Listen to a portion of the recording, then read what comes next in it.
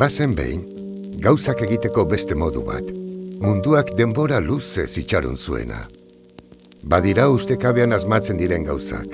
Gauza oso beharrezkoak eta oso simpleak. Ezagutzen ditugunean galdera hau dakarkigutenak burura. Nolatan ez ditu inork lehenago asmatu.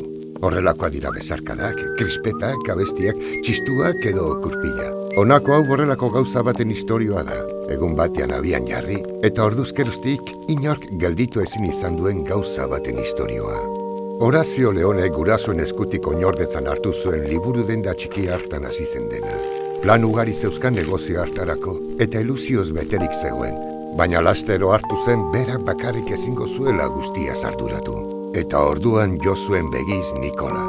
Dendan liburu tartean orduak eta orduak ematen zituen mutikoa. Ikusteko zailtasunak edukiarren, ez zuen irakurzaletasuna galdu, eta oso jaioa zen jendearekin hartu emanetan.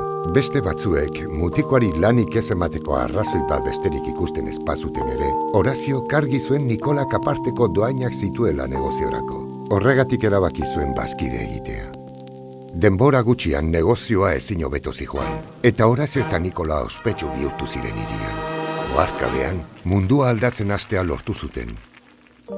Erakutsi zuten bazela gauzak beste modu batera egiteko aukerarik, eta guztiot dauzkagula bestei eskaintzeko gaitasunak, desberdinak badira ere. Eta bolborarekin, esamesekin eta arrauziekin gertatu oiden moduan, ideia onak ere oso bizkor edatzen dira.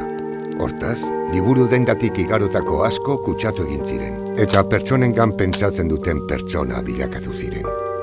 Fortunato Wells arotz eta poetari gertatu zitzaion.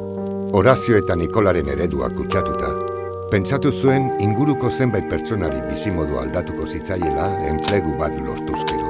Eta auzoko artisau langabe batzuekin osatu zuen hiri osoko konponketa enpresarik onena. Ezaguna da baita ere, nekazari talde baten kasua, elkartza erabaki baitzuten lana eta irabaziak banatzeko. Edo herritar batzuena, zirkua itxiko zutela ikusirik, mantentze lanen kargo egitea erabaki baitzuten. Barreak eta emozioa desagertu ez zitezen.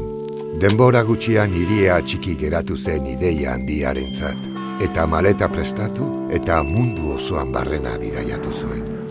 Oso urruti dauden txokoetaraino iritsi zen, eta toki haietan ere loratu ziren pertsonak oinarritzat dituzten negozio eta enpresa ugari. Hala bada, 11 eta bere fundazioak mundu guztiari erakutsi nahi dio, ezgaitasunen bat duten pertsonen inklusioa errentagarria dela bai ekonomikoki, bai sozialki.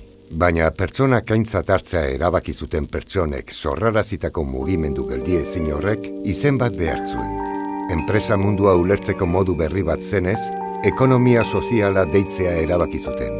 Eta kurpil baten moduan jira eta bira dabil gelditu gabe.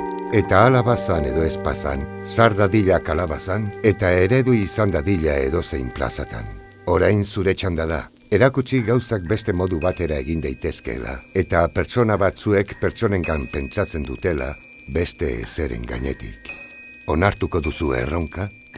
11ren lehiaketaren 31. edizioa.